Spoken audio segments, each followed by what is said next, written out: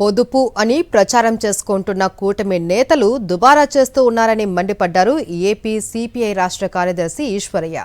చంద్రబాబు, లోకేష్, పవన్ కళ్యాణ్ ముగ్గురు 3 ప్రత్యేక విమానాల్లో తిరుగుతున్నారు అన్నారు. చంద్రబాబు చెప్పారు అని ముగ్గురు, నలుగురు పిల్లల్ని కంటే ఇబ్బంది పడేది ప్రజలే అన్నారు. 30-40 వేలకు బదులు 1 హెక్టార్ భూమి, విద్య, వైద్యానికి గ్యారెంటీ ఇవ్వాలి అని డిమాండ్ చేశారు ఈశ్వరయ్య.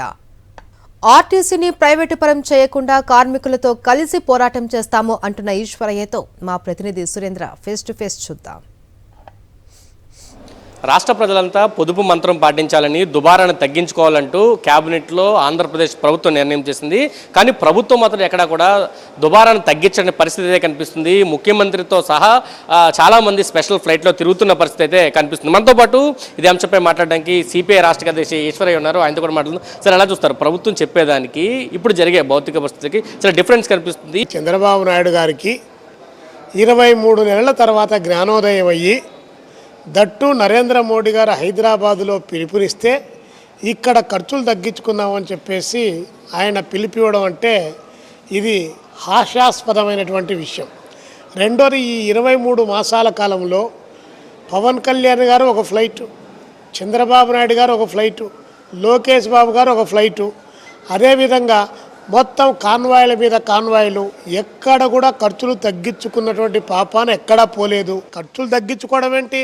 అసలు మీ మంత్రులు, మీ ఎమ్మెల్యేలు ముందు జీతాల్లో కోత విధించండి.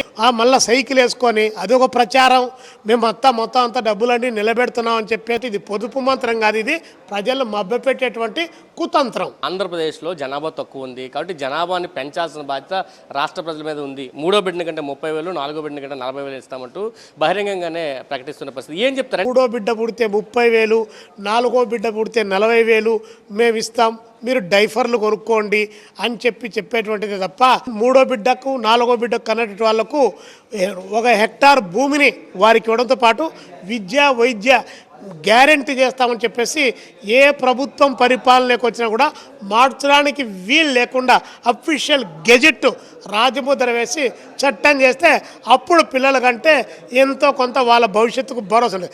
అట్ట కాకుండా బాబుగారు చెప్పారు కనమని చెప్తే బాబుగారు చాలా చెప్తానే ఉన్నారు. ఆ కంటే మాత్రం కన్నోనికి తెలుస్తుంది దాని బాధ ఏందో. 1-2 వాళ్ళకి ఏం తెలుస్తుంది బాధ. కాబట్టి ఆరోగ్యాలు ఏం కావాలి, తల్లి ఆరోగ్యం ఏం కావాలి, పిల్ల ఆరోగ్యం ఏం కావాలి.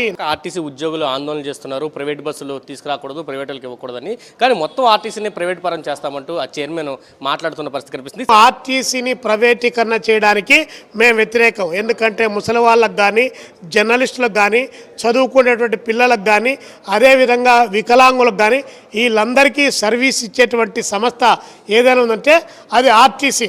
ఈరోజు మీరు కార్పొరేట్ కంపెనీలతో టైఅప్ అయిపోయి ఎలక్ట్రికల్ బస్సులు అన్నటువంటి తీసుకొని వచ్చి ప్రైవేటు వ్యక్తులకు అప్పగించడం ద్వారా దాంట్లో పనిచేస్తున్నటువంటి లక్షలాది మంది కుటుంబాలు, కార్మిక వర్గం ఏదైతే ఉందో అది బజార్న పడుతుంది. కాబట్టి వాటిని ప్రభుత్వ రంగంలోనే నడిపించాలి. ఇది చెప్తున్నారు. దుబారాకు సంబంధించి పెద్ద డ్రామా ఆంధ్రప్రదేశ్లో నడుస్తుంది. కానీ దుబారానికి తగ్గించడం కోసం ప్రభుత్వం మాటలు చెప్తుంది కానీ ఎక్కడ అమలు చేయట్లేదని ఆయన చెప్తున్న పరిస్థితి. మరొక పక్క ఆర్టీసీకి సంబంధించి ప్రైవేటీకరణ చేస్తే కార్మికుల తరపున పెద్ద ఎత్తున పోరాడతామంటూ కూడా ఈశ్వరయ్య హెచ్చరికలు జారీ చేస్తున్న పరిస్థితి కనిపిస్తుంది.